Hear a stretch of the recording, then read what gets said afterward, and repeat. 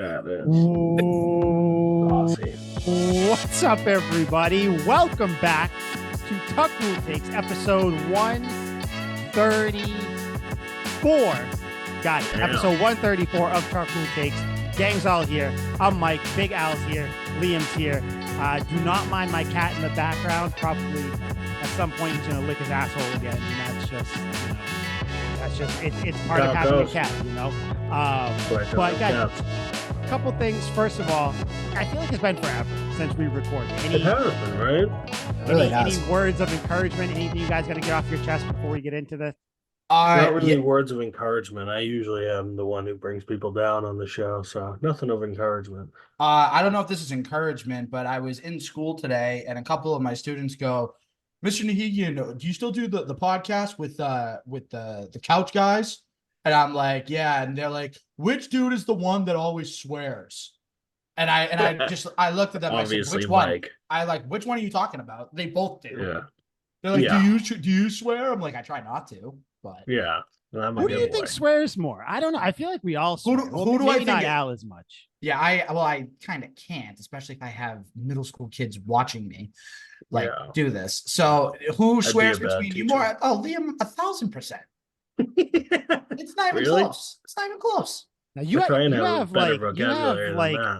like egregious swears. Mine more like it sounds normal. I don't know. For some reason, when you say it, it just sounds so much more like aggressive. Like, and you have like the nasty swear. Yeah. I don't know. Look at him go.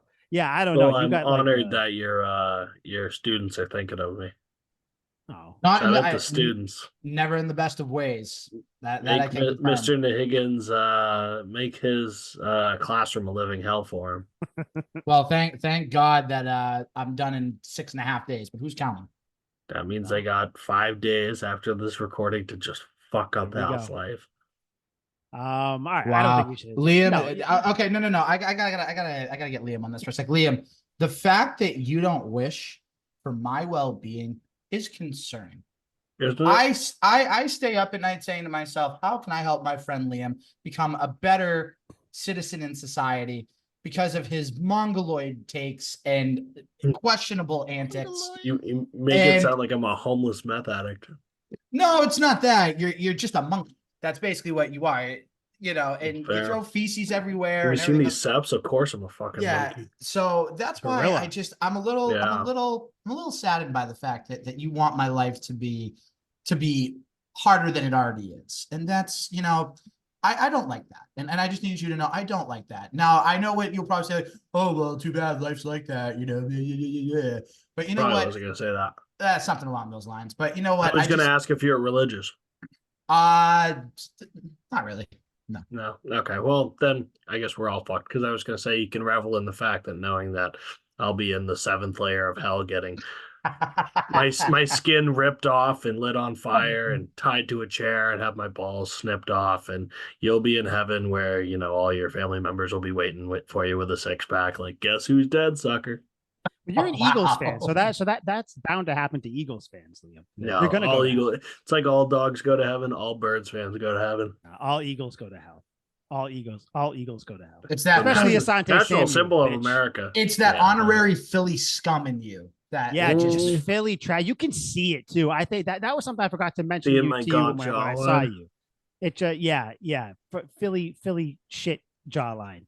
I'm sorry, little Mike. I couldn't hear you all the way down there. Anyways, I did also want to say, look at Tuck Rule Take shirt. I got one. I fucking got one. Just wanted to point that out in case anybody sees. I'm literally gonna pull trigger after this. Yeah. So I'm probably gonna get some more different colors, maybe a tank top or something to show you I'm not little. Two, cut one into a sleeveless. Yeah, totally. Yeah, not little, big boy. That's right, big boy Mike. BBM. Little man. That's what they call me. Actually, no. You want to know what's fucked up? My wife recently was calling me Tortilla Boy because I like to have, like, I don't know. We were eating and like she isn't eating the tortilla, so I was eating so many tortillas. She called me Tortilla Boy, and I said, "Oh, like, you know, you kind of like made a fucking thing about it." She's like, "Well, I can't call you Tortilla Man." I was like, "Are you fucking kidding me?" Did she do that? Did she do the thing that went around online for a little bit where people were slapping each other in the face with tortillas? Did you guys do that No.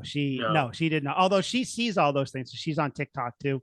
So obviously she sees all those things. But No, Yeah, there's me and my always the girlfriend do ones. the RKO challenge. I was making Oh, a well, that's sandwich just the other fun. day. Cole just fucking smashes my head off the granite Yeah. table. I was like, that was a good one. Well, She that's was just flirting. she was walking down the stairs. I got her doon, doon, doon, doon, doon, the whole way down. I'm like, There sup, we bitch? go. That's love. Yeah, That's love. Yeah, you get it up and is. talk shit after. Yeah, Eat that, you some always. bitch. Always. It's like, that's the right number. Okay.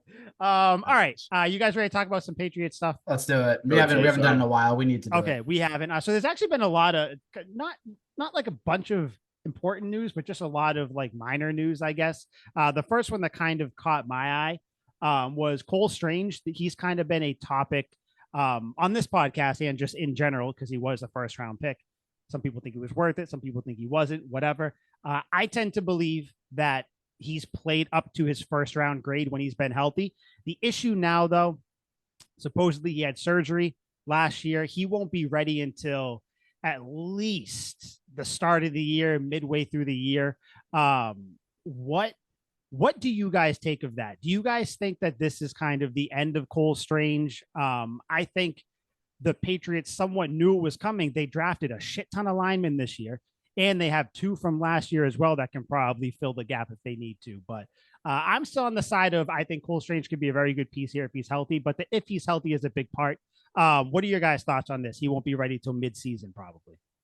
I think it really depends on how Antonio Mafi does Both of them, in kind his of. in his yeah, both of them. If they both can contribute at a high quality NFL level and they're not giving up sacks and they're winning their matchups, then at that point, do you really need Cole Strange, or could you use him as a trade piece to try to, fulfill another need? So that's where my mind goes. But if they crap the bed and they just are allowing sacks, getting beat on every rep, then it just goes to show that Cole Strange will be that important to the O line. So again, I think it's going to be very telling what Mafi and City So, like Mike and I both said, kind of do in training camp and OTAs and in preseason. So we'll see. Mm-hmm. What's the track record for giving up on first round linemen so early on? Like, can you think of other times where this has happened? Because I don't per se. Like, Laramie Tunsil was drafted by the Dolphins, and then after his contract gave in, they traded him, I believe it was. But like, I really can't think of any times where somebody's given up on somebody so quickly. Has he been shitty enough where you guys would want to move on? Like, even if City So and Mafi were balling, if this was Logan Mankins, you'd be like, I don't care if City So pancakes 10 guys every game. Logan Mankins is our guy. Sure. But obviously, Cole Strange isn't that. Has he been disappointing enough where you guys are like, I don't even care?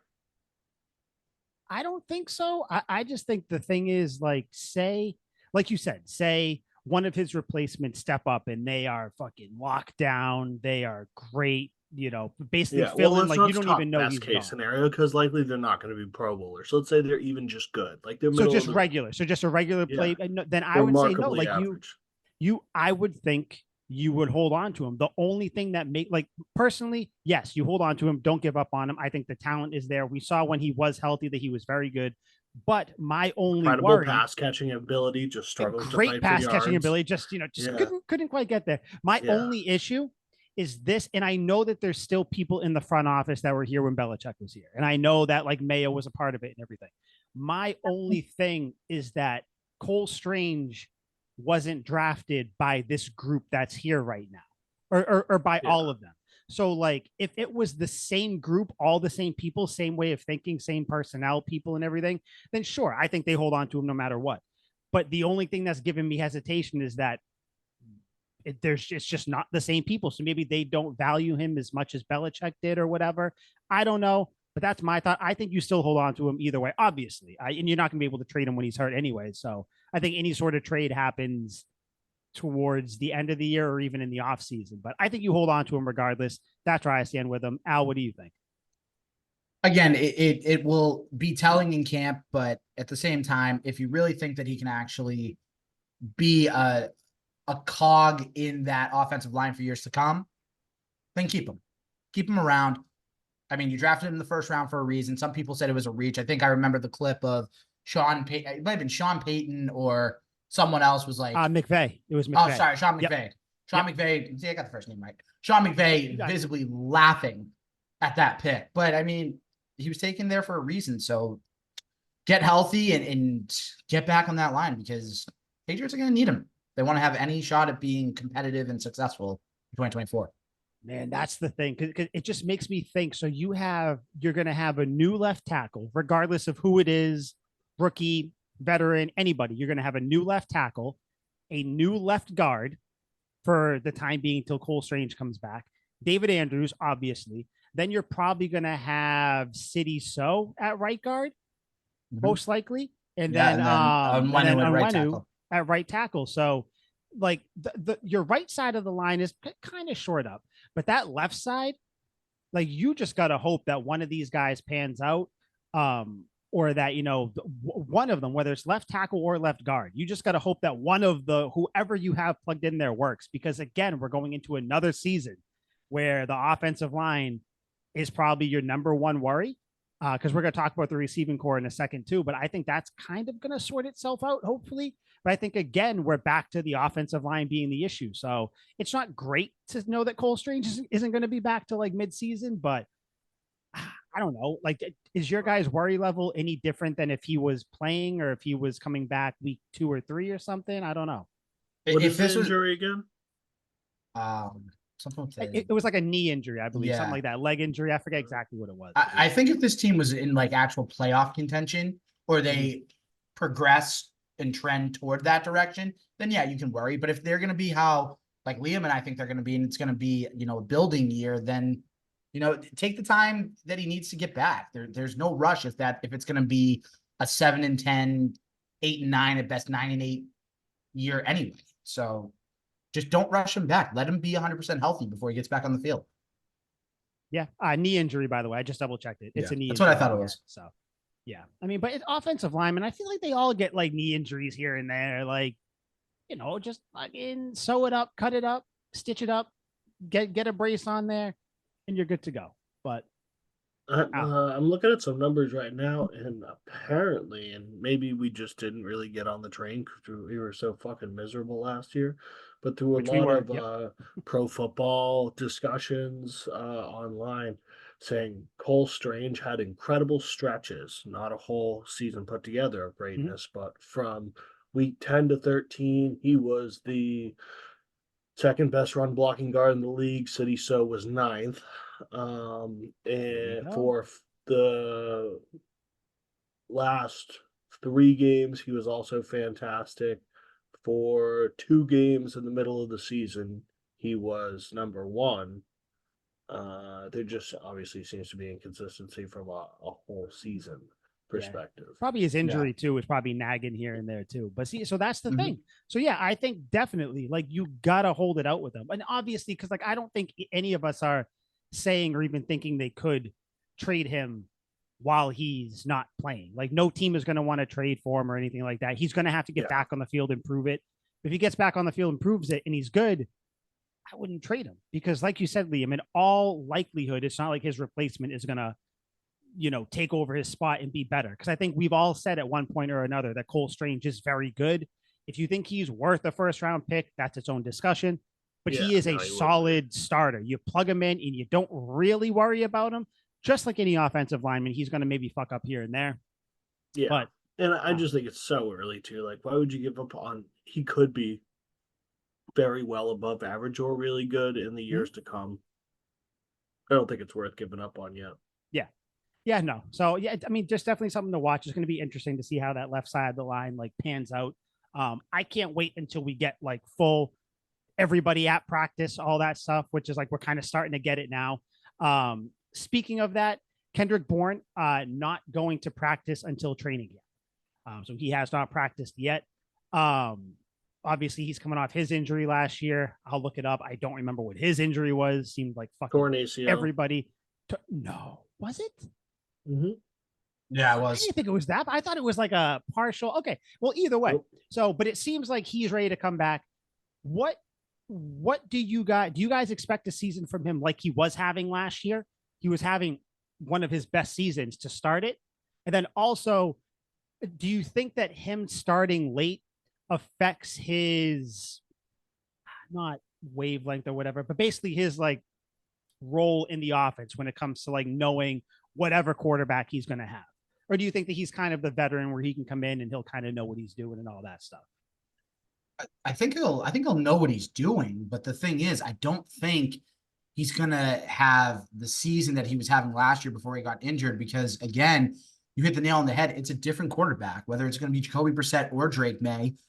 You know, I know we hate to say it, but Kendrick Bourne had a little bit of a repertoire with Mac Jones last year, and that's why I think, you know, when Mac was here, he trusted Kendrick Bourne as his number 1 or 2 target, and that's why he was having the year that he was having. So do I think that he can eventually get there with Brissett or May? Yes, but it's going to take time. It's going to take time beyond training camp. I think it's going to take probably a good month or so before I think any of them are kind of on the same page in this offense. Because again, it's a new look offense, new look pieces, new offensive coordinator, new quarterback, new pretty much everything. Exactly. Crazy. So Yep. Yeah, I think it's, again, just ride the wave, let it take all the time it needs to develop, because we're not expecting much. Yeah, I think the chemistry thing would be the biggest concern. Does anyone think that ACL injuries are a big thing anymore? Like in the 80s and 90s, that ruined careers. Maybe. I think if you're talking about running backs, maybe. But I don't. But even then, like just Jamal because of like Charles wear tore and his tear, ACL in 2011, 2012. He had career highs with us. Jamal Charles, he's basically Jesus. Jeremy Maclin, one of my favorite players, tore his ACL in training camp. I remember I was fucking miserable, tore it in training camp in 2013. 2014 comes back, has a career year, his best year. It was fucking incredible. Obviously, we all remember Adrian Peterson's Gronk. Gronk tore his ACL and came back, and you know there was a dip in production. Instead of 1,500 yards receiving, he only had 1,212 touchdowns. Trash. Well, so terrible year. And then the year after that, 1,100, basically 1,200 yards and 11 touchdowns. So he's on the decline. And then 1,100 again and 8 touchdowns. So stark decline in production there. Damn. Really. So that's a killer. But other than that, like, you know, I wouldn't be particularly too worried about it, but he's not like a dynamic athlete like Gronk. Like, he's really good, but like he's not Gronk. He's not Jamal It's just Charles. different. There's different levels. Yeah. But I don't know. Even though he can burn you deep, I guess I never really thought of him as a burner. No, but I feel like he's more of like he's like a quick guy, shifty kind possession of, right? receiver. Yeah, possession receiver who has trouble catching on third down. I think the ACL thing is almost like Tommy John in baseball, where you have people that are getting Tommy John surgery before they even need it, just to like fucking have it done. I think, and I don't think it's a same, you know, great comparison. I don't think it works perfectly, but yeah, I'm not really worried about the injury itself. For me, it's more like, as we've seen before, players that start camp late. And again, this was under a new regime with Belichick and an old regime, so maybe it's different now. But, you know, whenever you'd have players who would start late, they always start late within the season. You know, we saw it with Juju last year. I know no one likes Juju. He's still on the goddamn team, but whatever. Did you see? Oh, by the way, well, actually, hold on. We'll finish the Kendrick Bourne thing. So when he does come back, though, I didn't want to think, where do you think he slots in? Is he like the second, third receiver out there? Where do you think he is? Or do you think he's number 1 until someone? I think he's probably close to 1. I was going to say he's, if not 100% the 2. Okay. Yeah. I think it'll be between him and it'll be between him and Demario Douglas. And then you hope like Javon Baker pans out. You hope one of the rookies hits at least. Yep. So because then you still got Hunter Henry, you still got the running backs and stuff. What I did want to say, Liam, did you see what Juju said? Bro, he's 100%. No. Oh, okay. Dude, he was playing last year at like 60, man. You were seeing 60% Juju. He was probably at 60% in that car on Snapchat, by the way, too. But yeah, he is 100%. I don't think he's even at 60. Yeah, I hope not. No. We're not going to judge dicks this time. No more dick judging. Do you think now? This question is more to Al, because Liam, I know you can't even fathom this. Al, do you think that Juju could be a productive, whatever you think productive is, a productive member of this wide receiving core, assuming he is 100% and he is bought in, which I don't think we have to worry about anybody not being bought in or whatever. But how do you think he fits in if he stays on the team and he's healthy? Because remember, he is still talented. Fuck off. I see you with the stupid eyes. I think if Juju Smith-Schuster is going to have any productivity for this Patriots offense in 2024, it's going to be as the ceiling is the number 3 receiver. That's the ceiling. He's not going to be a 2. He's definitely not going to be a 1. I hope not. If he is, something went seriously wrong. Yeah, everybody got seriously injured. Right. Yes. But you have to think of all the talent that you have right now at the wide receiver position. You have Mario Douglas that we talked about. Talent.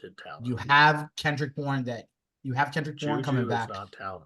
You have KJ Osborne, who you signed in the offseason. KJ Osborne is going to be about KJ sneaky. Osborne. He's going to be sneaky good. Oh, that's your number 3 or number 4. He's probably truthfully 4. Osborne's probably your number 3 receiver right now. And then if Polk or Baker step up and, take on a big role as a rookie, then you have the other one that probably is going to be, like getting reps as well. And you still have guys like Kayshon Boutte, who I hate to tell you guys, but I think he's done. I think Bootie's done.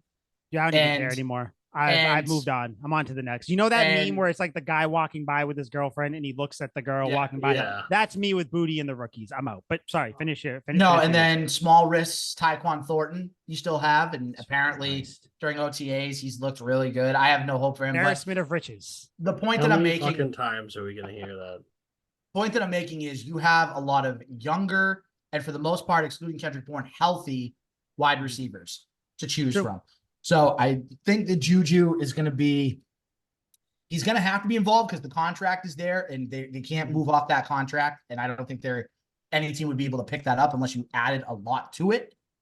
So he's going to have to try to be a part of the offense in some way, but it's going to be at a very, very low level. So if Juju was only at 60% last year, and 60% yields 29 catches for 260 yards and 1 touchdown, what do we think 100% is? Honestly, and this is me not trying to fuck with you or anything, Liam. Truthfully, I think if he's 100%, he's not eclipsing 600 yards this year.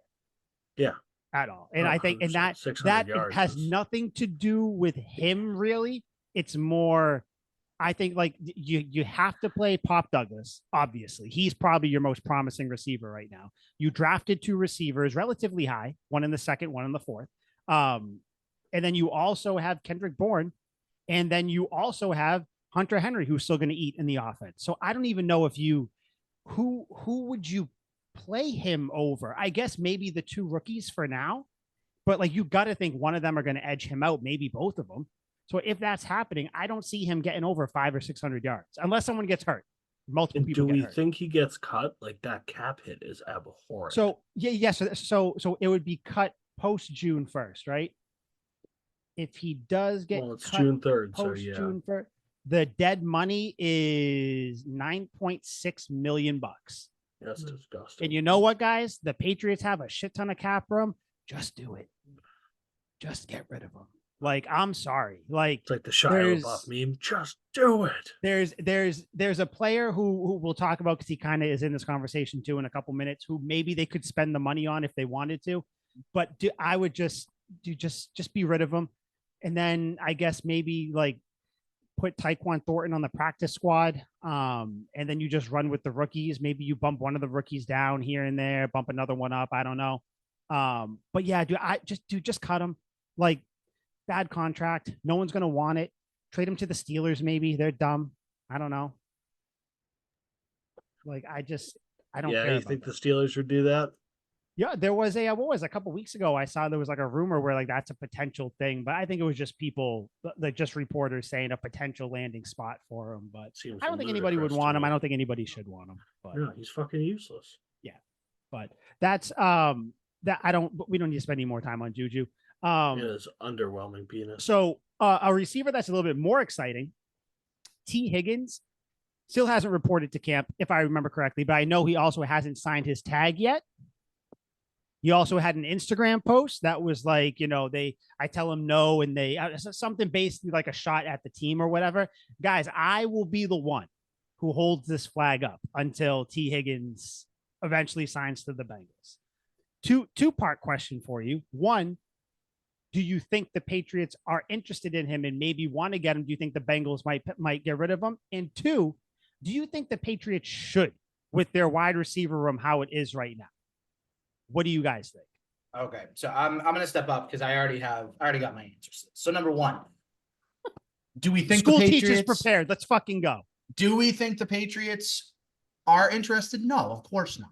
The reason being is because Elliott Wolf has his motto, just like he did with the Packers: draft and develop. That's going to be the thing. The Patriots are they're in no position to be like one wide receiver away from truly competing for a Super Bowl. They're just not. Yeah. Now, do I think they should? Do I think they should go after him? Yeah, I do. Because again, and I'm going to make a comparison. Look at what Justin Jefferson just signed for today.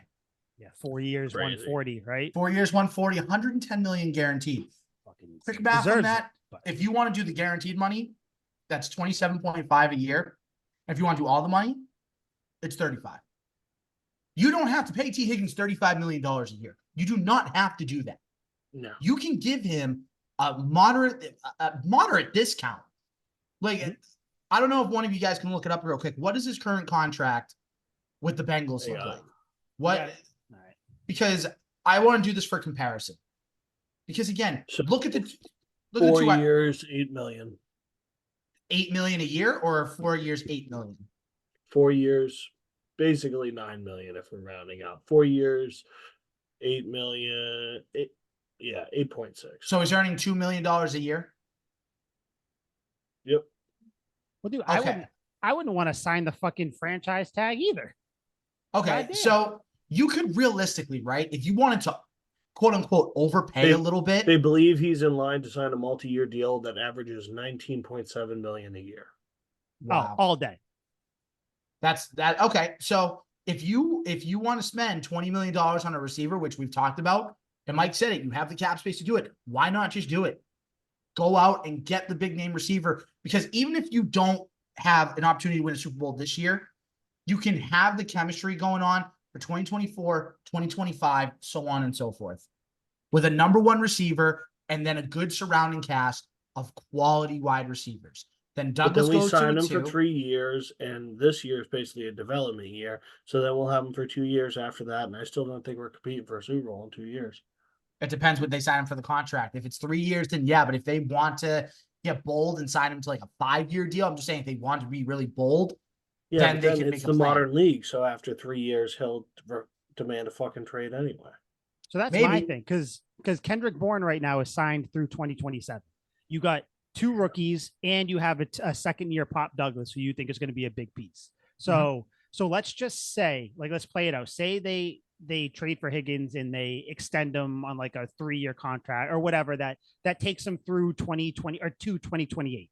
Like, let's just say that's the year he's here till, right? But just say it's a big one, whatever it is. So, like you said, Liam, this year is kind of like, now the room is a little crowded because you drafted 2 guys. You drafted them for a reason. Like you said, Al, Elliott Wolf's thing, draft and develop. So he's going to want to play those guys. You just signed Kendrick Bourne for 3 more years. So you're going to want to play him. We all know, I'm not going to say his name anymore, but Pop Douglas, he's going to be the guy moving forward. Maybe not like your big number one, but he's basically your Julian Edelman guy who's going to, you hope, keep the offense moving. So if you have T. Higgins here, and then you still have Juju and Taekwon, who I'm assuming they're going to be gone somehow.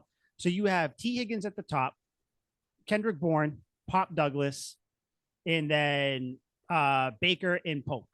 So that's 5 guys. Then you also have Ramondre Stevenson, who's going to get the ball a lot. You still got Hunter Henry, who's going to get the ball a lot. Like, it seems like a lot this year, but I think you could still do it. But it's like, then next year, so is Kendrick Bourne then gone? Because you can't keep all these guys if he's going to try to draft and develop people. So it's an issue that, like, don't get me wrong. If they got T. Higgins, that would not be the first thing I'd say. Like, well, what are we going to do about Javon Baker? I don't give a shit. Like I like him, and I hope that he does. I like him for what I know. We'll take I've a lineman known, out. We'll play with 6 wide receivers. yeah, I don't give a shit. I don't care. Exactly. But like, so what do you do? You probably end up moving on from Kendrick Bourne because someone would probably take that contract. It's not crazy. Maybe one of the rookies you end up kind of putting on the back burner. Oh, and you got KJ Osborne. I keep forgetting about him too. Yeah, and Kayshon Boutte. So yes, an embarrassment of like nickels is what we have right now. It is crazy. Bunch of nickels that add up to $1 million. Yeah, but eventually, like, it's nice just to get the dollar bill, and that would be T. Higgins here. But I don't know. It'd be one of those things where it'd be cool. I think we're past that point of like the Patriots adding a receiver. I think this is the crew they're going with. If players don't develop or pan out, then next off season, maybe that's when they go get a guy, which I know it sucks to kick the can down the road, but I'm in the camp where I think one of these rookies are going to pan out.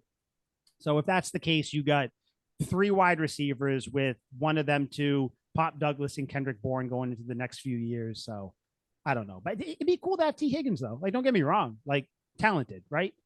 But yes, very. Yeah, I think you guys are more high on him than I would, but I certainly wouldn't be. Yeah, and I don't even really know why I am. Like, this is like, I don't know. It is what it is. Like, this was when like Terry McLaurin was a tall receiver forever. Terry McLaurin would be sick. He's actually really good. No, dude, he's not really that good really though. good. He's really not good. better than T. Higgins. He is way better. No, he's not, dude. The NFL tried to convince you that he was that good a few years ago when he was a free agent. No, I know he is. Get out of here. Get out. Yeah, go ahead. Pull up the stats when he was on the Commanders last season. And then pull up. Well, T. Higgins was a little banged up, so T. Higgins. I'll pull up every year. Oh, you guys see Jamar Chase didn't show up either for the Bengals? Yeah, I saw that. That was weird. Yeah. Yeah, he was he's waiting for Justin Jefferson to get his contract. Smart man. But yeah, Bengals are slipping. The Bills are signing players that have never played football before that just got released from WWE. You guys see that? They signed a Gable Steveson, a former Olympic guy who was just with the WWE. He got released by them, and the Bills are grasping right now. I will say this every episode until I'm proved wrong. The Bills are going to suck next year. Like, yes, maybe not to the extent that the Patriots sucked last year, but they're going to win like 7 or 8 games. The Bills will. They're going to take a step back. Yes, they don't have anybody on offense. Who they sign? What's his name? Marquez Valdez-Scantling, which is hilarious. Sweet dude. Didn't they sign Chase Claypool too? Woo! Yeah, they did. Look at that dynamic duo. Yeah. Hell yeah. It's so bad. Get him. I've never seen so many drops like Marquez Valdez-Scantling in my life. My goodness. Like, I will still say I would take the Patriots wide receiver room over the Bills all day, every day, even in Thursday in London. Like, I will do that. You want to hear the stats? Yes, I do. T. Higgins and Terry McLaurin. So in head-to-head regular season matches, Terry McLaurin is winning with a 1-0 record against T. Higgins. Don't care about that.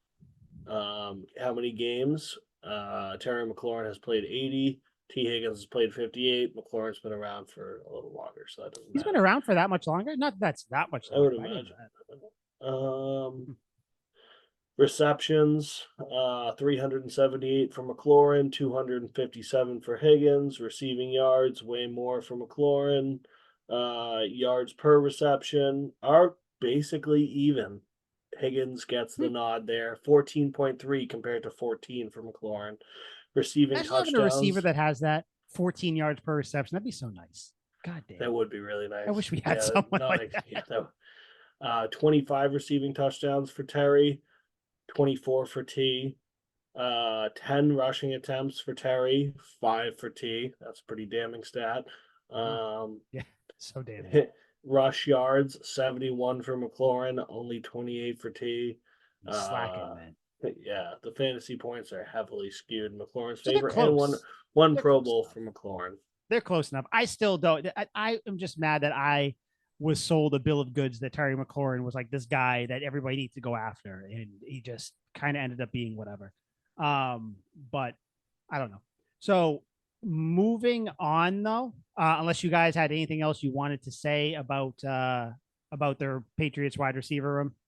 Nope. So to a more I think important that covers position, it. the Patriots are playing. I think this is kind of both these things are together with Drake May signing his contract and the Patriots wanting to carry 3 quarterbacks. So we'll start with the easy one first. They are going to carry 3 quarterbacks. That's kind of what's been out there. Who do you guys think is the odd man out with the quarterbacks that are in the room right now? You have Jacoby Did they Brissett. officially say it's going to be 3?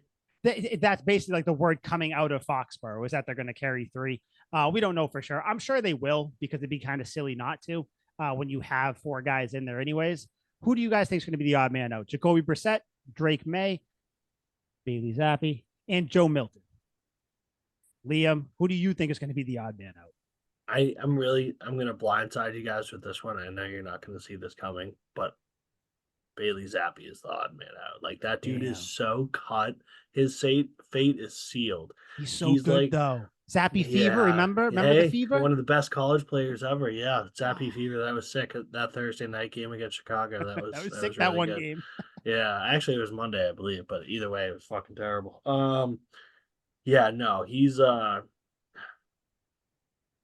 I would feel better about my future if I was shanghaied, drugged at a bar, dragged underneath into a dungeon, thrown on a ship, and brought out to sea where they told me I was going to be a captive at sea to work on the ship. I would feel better about my fate there than Bailey Zappi should feel about his fate being on the Patriots. Like, he is so dead.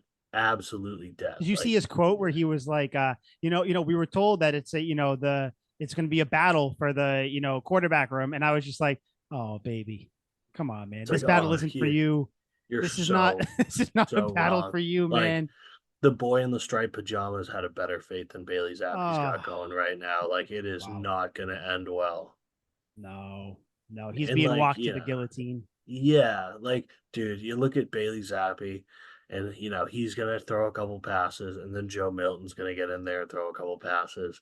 And I don't think anyone on the Patriots sideline is going to be like, that scrappy, hard-working, hard-hat player really comes out here and throws the football well. Great fundamental. No, they're going to see Joe Milton throw 140-yard bomb for a touchdown. They're going to be like, what the fuck is a Bailey Zappi? Like, damn, sorry, man. We're going to have to ship you off to Carolina or something. Yeah, that's exactly what it's going to be. He can go back up the other midget and Bryce Young. Good luck. How about Bryce Young? Al, is your I would assume you don't have a crazy different take than Leo. It's not that it's crazy different. Who should it be? Of course it should be Bailey Zappi. He's just not as talented as the other 3. But who do I think it's going to be? Unfortunately, and I hope I'm wrong on this, I think it's going to be Joe Milton. I think that for some reason, the Patriots are gonna. I think for some dumb reason, and Liam, again, I'm saying I don't want this to happen, but I think you can't get rid of Brissett because he's your bridge starter. You can't get rid of Drake May because he was your number 3 overall pick. As basic as those reasons are, those are the facts. And I think when it comes down to it, their defense, the Patriots' defense is gonna be, well, Bailey Zappi is the only one that kind of has a little bit of an idea of what we want to run, even though it's going to be different. He doesn't. He showed that he has absolutely no idea. Listen, again, I don't want that to happen. I know you agree. I'm just merely saying. Anyone who thinks that is. I hate the possibility of Bailey Zappi still being here, but I think he's just one of those guys that just latches on and stays on no matter what. Like a succubus, like a goddamn leech. Yeah. It's like if there was like an invasion and the only thing that survived were the cockroaches. It's like Bailey's happy. Is crawling around. Exactly. That's what it is. So I hope it's Liam's prediction, but it would not shock me if my prediction came true. Would not shock me in the slightest.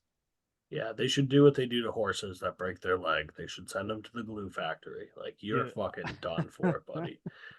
Dude, honestly, I swear to God, if they caught Joe Milton, I will lose my fucking mind. I will immediately shave my head, climb a tower, and start sniping strangers. I will just completely blow my top. All right. You want to know why you don't cut Joe Milton, though? Because I think you might be able to move him next year or something.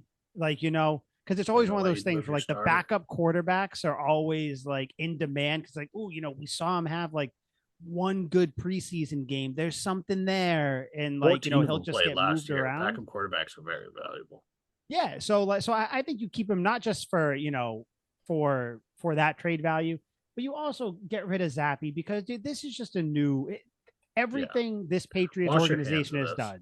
Exactly, it's all been new. From you get rid of the head coach, you get rid of just everything, all the fucking they're tearing down the posters in Foxborough and stuff in the locker room. You know what the last piece is? Get Bailey Zappi the fuck out of here. Launch Because it's him just into time. the sun. Yeah, I don't even care. Launch it, like I said, send him down to Tampa. Maybe that's a good place for him. Put him Just on get one of him Elon's out. rockets. Say there's no promises you come back. About 60% of these blow up on takeoff. Good luck. Bang. Bye. But one quarterback that's staying around, Drake Maye, he finally signed his rookie deal. It's a 4-year deal worth $36.63 million, fully guaranteed. That includes a $23.46 million signing bonus. There's also the option, the club option, team option for the 5th year, which is the benefit of drafting a quarterback in the first round. You have him for that extra 5th year if you want him. I think we all assumed he was going to sign the deal. I don't think that it really matters what the numbers are or anything. I really brought this up just to have another excuse. Are we excited about Drake Maye yet? Because I am. Not yet. Ah, Me neither. Why? Not yet. Why? Because Have you seen him run? Have you seen him run? Yeah, and I want to see that in a game against a real NFL defense that's going to throw different types of coverages at him. I want to see what's going to happen when he's actually playing against another NFL franchise. I want to see practices against the Patriots defense. That's what I want to see. Al, are we going this year? Of course we are. Are you kidding me?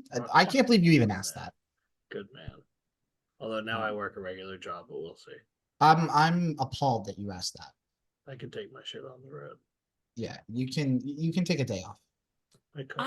I need you guys to really focus in on Drake Maye when you guys go and watch them practice, because I only see what gets posted or what gets talked about. Yeah. I want to know, does he have this commanding leadership aura around him like everybody talks about?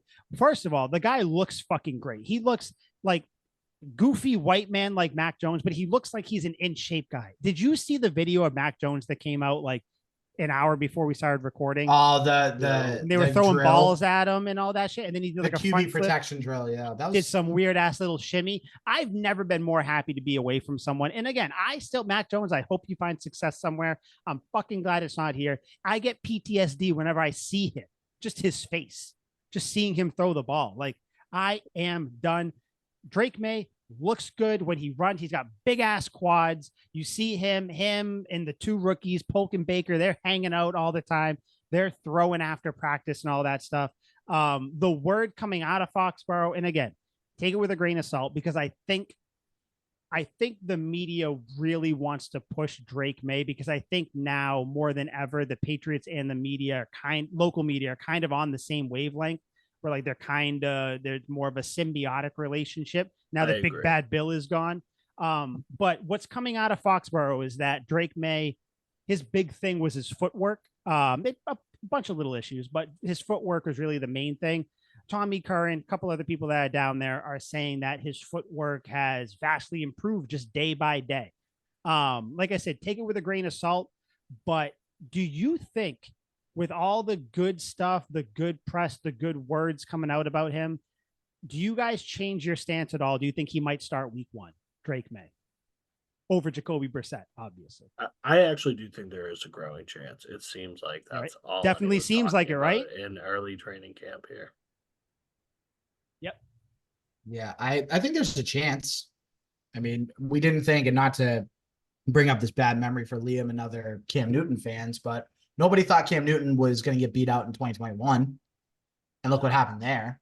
So, I mean, if Drake Maye outperforms Jacoby Brissett and they think he's ready week 1, throw him out there. But this one would shock me more if Drake Maye beat out Jacoby Brissett for the starting job. This one would shock me more than Mac beating out Cam. Yeah, because I think Cam Newton was like, not that Jacoby Brissett is in the prime of his career, but I think Cam Newton was always a starter, and he was at the end of his career as a starter. I think Jacoby Brissett is in the exact position he should be in. He's kind of your bridge starter. If you need him for a year, a couple of years, if a team wants to sign him for 2 or 3 years while they develop or try to find a quarterback or kind of rebuild a team or whatever. I see a lot of people saying like, oh, like should Drake May start? Like, you got to put him in whatever. I think if he wins the job, he does it. Like, I'm one of the people who, like, especially on this, but between the three of us, I'm like, yeah, fuck yeah, I want Drake May to start. Let's go. But if he doesn't, I'm not going to be mad, because if he doesn't start, that means that he is not ready to. I'm just assuming he is going to be ready to. I don't have any scientific reason behind it. It's just like, I just assume maybe he's going to win over the locker room, which, not that he's going to take it from Jacoby Brissett, but like the locker room is going to play for him. And I think he'll just progress enough to do it. But if he doesn't, I'm not going to be like the fans who are going to be pissed if he doesn't. Like, Drake May will be the Patriots starting quarterback at some point. Yes. Like, it just depends on when. Here's a little hyperbolic thing for you, because I just realized the other day that Jimmy G is the backup for Stafford in LA. Who would you guys have rather had as your bridge quarterback, Jimmy G or Jacoby? Jacoby. Shit. I might go with Jacoby too, just because I think Jimmy G brings more of a, like, if he plays well, I think he's still at the point in his career where people think it can be like salvaged, like, like his like starting quarterback wise. Apparently not if he's a backup to Matt Stafford. I was like, holy shit, like team that needed a starter went out for him. I don't know. I could still see, like, I could see people calling for him to start and it not being laughed at. Like, if people call for Jacoby Brissett to be the starter for the next couple of years, people are gonna be like, all right, but like, no, not really. But Jimmy G, people can be like, oh, well, if he stays healthy, he might be the guy. Really there's handsome. Talent. There's skill. Bill liked him. Like, I think that might be the thing. Like, I'm happy it's Jacoby Brissett. Don't get me wrong. I like Jimmy G. I'm one of the people who thinks that maybe he could still be a starter. But I don't know. What about you? Who would you rather have? I'd probably for, like, say this little Jimmy bridge? G. Yeah, he's just Jimmy so fucking handsome. He is. He would definitely make the team a little more handsome. I feel like we've lost that. Yeah, we're kind of a doofy team. Yeah, little doesn't do it for me. But yeah, I mean, I think the Drake May thing's gonna be interesting. Like I said, once like training camp actually starts, everybody starts getting there, I think you'll start to see what happens. Because right now, I think Drake May is taking third team snaps behind Zappy and Jacoby Brissett. That was like the last thing I saw, which again, right now, it doesn't really mean anything because they're just kind of ramping everything up.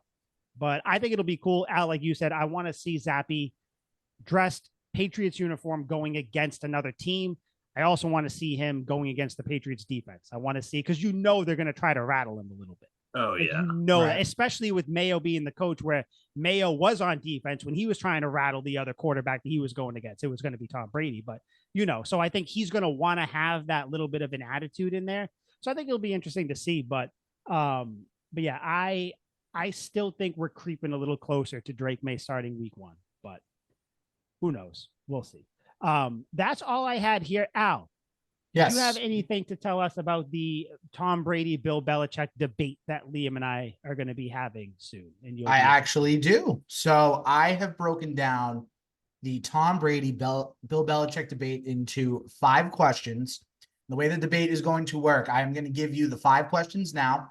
You're going to have a week to prepare. And then next week, if you guys are cool with it, next week, and I think it's perfect because the Tom Brady retirement ceremony is going to be on the 12th. Oh, yeah. So I think that's perfect. I am so done with this guy. He deserves this. And then after that, yes. Then after. He's had like 16 fucking moments. He retired twice. He came back once. He posted about us another time. He had his roast where everybody sucked his, Just dick. give him his shit. Just give him his. Is this a retirement ceremony? Do we? Or sorry. No, it's like a fellatio ceremony. I don't know what it is. Jersey retirement. Yeah, that's what I thought. Okay, so they're gonna retire his jersey. Nobody else can wear 12 again. New England. I'm fine with that. Okay. So wait, what are the categories broken down into? All right, so there are 5 questions that I have, and you need to answer the questions as to why your guy fits the question better, essentially. So I'm gonna read the 5 questions. Easy. Let's go. Number 1, who was more important to the first dynasty? That's the first question. So again, who was more important to the first dynasty, which was the 2001, 2003, and 2004 Super Bowl wins, the 3 Super Bowls in 4 seasons. That's the first one. Got it. Okay, that's question number 1. You guys ready for question number 2? Question number 2. Why wasn't it your guys' fault that the Patriots had a 10-year Super Bowl drought? So again, why was it not your guys' fault that the Patriots had a 10-year Super Bowl drought from after the 2004 season till the 2014 season? So that's question number 2. Light work so far. Question number 3. Who was more important to the second dynasty? So your 2014, your 2016, and your 2018 Super Bowl wins. Again, who was more important to the second Super Bowl dynasty? So that's the third question. That might be a tough one for me, that question, but okay. Okay. Might be a little Question tough. number 4. Why would you start a new franchise with your person? So number 4, why would you start a new franchise with your person? That's question number 4. You're reading this just like a teacher. This is I when your am. teacher's coming here. You're like, all right, and now for the next question. Very much, I'm so, very much. I'm so teacher used to voice. reading standardized testing that it's just like it's so second nature at this point. Fucking perfect. Keep it up. Keep it up. Thank you. And then question number 5, the last question, and this is an open-ended one, so you guys better prepare for this one. Why is your guy the most important figure in New England Patriots history? So again, to repeat that last one for everyone listening, why is your guy the most important figure in Patriots history? And keep in mind, folks that are listening and watching this, Mike has Bill Belichick in these arguments and Liam has Tom Brady. So they're going to have to fight. So here's how the actual debate's going to happen. Palms are sweaty. So with each question, each guy is going to get an opening statement to convince me why. I'm going to give you guys a chance to rebuttal the other person's take. And then after that, I'll give you a chance to make a closing statement on the question. And then I choose the winner of the question. That's how it's going to be for all 5. So again, opening statement, rebuttals, closing statement. Al, question. Will you be accepting bribes? It depends. What do you have to offer? Well, let me tell you. Favors. A lot. Okay. That- well, that was number 1 off the list. Okay. Then I have to regroup. I'll get back to you then. Okay. Gotta say, well done, Al. That's good. Those are some like. good questions. Because I Shit. prepared for stuff and it is not on this list. Not even close. I got to redo. Thank God we have a week Excellent. for this. 'Cause Some of my stuff will carry over. Yes, but this not is your all. homework assignment, guys. Your homework assignment. You got 1 week Thank to you, do it. Mr. Nahigan. damn, You're welcome. Say my last Yeah, name you- right, you jerk. you fall. Nahigian. I've never been able to say your last name. That's why I never say it. That's So in very case fair. you're wondering, it's Do just That's they always call you Al. Mr. N? No, they can actually say my name right. You can't. Well, that makes Crazy. sense. Kids, bunch kids' of kids. brains are more impressionable. They can learn more than us old fucks. That's Well, me fair. old That's fuck. true. Yeah, You're a you young, are. you're a young gun still. You want to know how Yeah. old I am, guys? I got pills for joint pain. Do you know how many of these fucking pills I have to take a day? 4, I was gonna say like 2 or 3. bro, and they're like an inch big. They're huge. Probably pretty big for you, right? All right. Huge, bro. I'm only used to like 3 inch. I so 4 of these. Yeah, It's already you're like, bigger than your damn. boy. I'm like, oh By my the God. way, I forgot to Like, ask Nicole, you guys. get in here. Look at this thing. check this out, babe. By the way, I forgot to ask you guys, and this is again the teacher coming out to me. Do you have any questions about the questions that I gave? No, man. I'm just I like that. I think you picked the right questions. Like, oh, so let me actually ask you number 5, Mr. Al. Yes. It says, so I'd be saying why Bill Belichick is more important. So in that, actually, you know what? I'm not even going to ask because I was going to say in number 5, can I like poke holes in why Tom Brady isn't more important? than Nope. Belichick? You are just defending your guy. You Just for cannot, my guy. Okay. Just for your guy. But you could do that in the rebuttal. In the rebuttal, sure. Yes. That's why we have the rebuttal. It's a chance to will have poke that holes ready. in the other person. I will have that ready. Liam, do you have any questions other than what the second place trophy looks like? Nothing immediately, but I'm sure there will be some. So you'll be hearing from me, Al. There is a penalty for the loser. Ooh, lay it Okay. on me. Don't tell us the penalty yet. Oh, okay. Oh, I don't want wanna to know. You don't want to know? I don't know. Do you want to know? Okay. Yeah. Say what it is. Okay, so next time you guys come over, the loser of this debate gets sprayed in the face for 10 seconds with a bidet. Is that a? I'd do that willingly. Can I open my mouth? Sure. There's Cool. just bad memories from when Liam sprayed me. At Yeah, full blast. Full blast. Cool. 10 seconds is a long time. I was counting in my head. I was like, holy shit, I got to 4. And I was like, God damn, I'm already tired. Is there a Shit. reward for the winner? The winner will get whatever beverage of choice they would like in a 6-pack from me. Ooh, I like Can that. manage that. Cool. That's a solid one. Okay. That Ooh, is a good lot one. riding on this. Damn. Lot riding on this. Oh, also, before we get out of here, I do want to say, fuck you two. Not that it's your fault, but I am now betting on games. It's not good. Yeah. Way to Underdog hop in fantasy. it super late when I'm no longer betting. I have not won yet.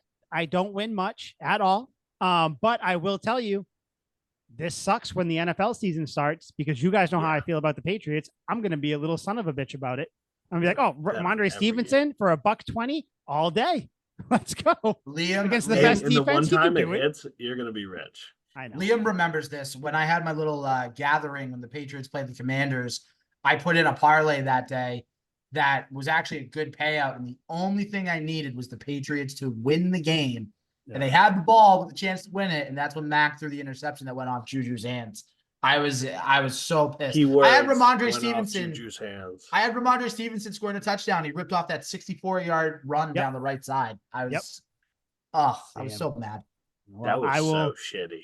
I will keep you guys updated because Thursday for the Celtics, you bet your sweet ass. I'm going to use Prize Picks and I'm going to bet something on it. So I am going to get back into it for the finals. We'll see. I'm not a cretin. We'll see what.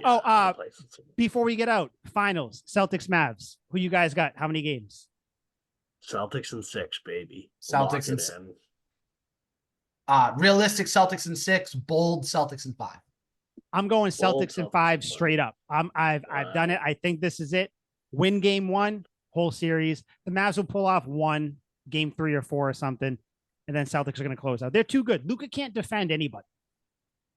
In the first 2 home games in Boston, over under 3,000 fuck you Kyrie's. What are we thinking? Way over. Oh my. You know what? God. You know what? I'm gonna say under. You know why? Because I think that the Celtics fans there's gonna be a stretch in these games where it's gonna get real tense, and I don't think that they're gonna be thinking about chanting "fuck you, Kyrie." Now the Celtics are blowing out the Cavs.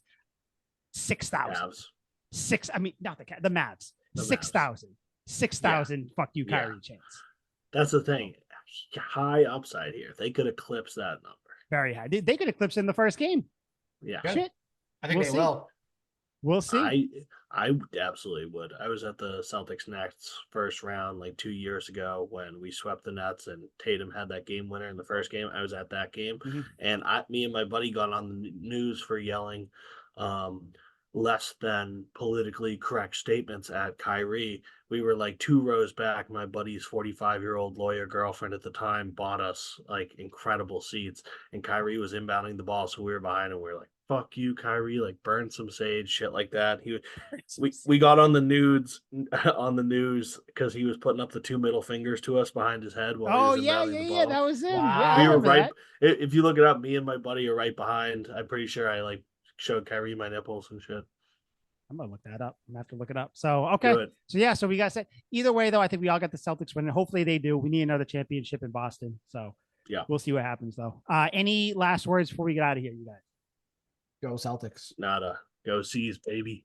Go Celtics. All right. So for Al, Liam, I'm Mike. This was Tuck Rule Takes. We'll see you next week. Go Celtics. We're out. Yo.